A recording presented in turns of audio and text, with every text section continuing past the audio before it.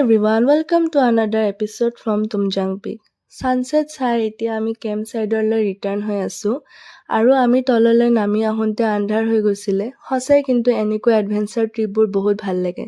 তললৈ নামি আহি আমি এখন চাহৰ দোকানত সোমালোঁ আৰু তাত সকলোৱে চাহ পানী কিবা কিবি খালোঁ আৰু আমি বিস্কিট কিনি ল'লোঁ পিছত খাবলৈ। তাৰপিছত কেম্প চাইডলৈ আহি আমি ফ্ৰেছ হৈ বনফায়াৰৰ ওচৰত বহি ল'লোঁ। বনফায়াৰ প্লাছ গান আৰু তাৰ লগতে আমাৰ হাঁহি ধেমালিবোৰো চলি আছিলে। বনফায়াৰ কৰি উঠি আমি অলপ টেণ্টলৈ আহিলোঁ ৰেষ্ট ল'বৰ কাৰণে আৰু আমাৰ ডিনাৰ ৰেডি হৈ গৈছিলে, চ' আমি ডিনাৰ কৰি ল'লোঁ।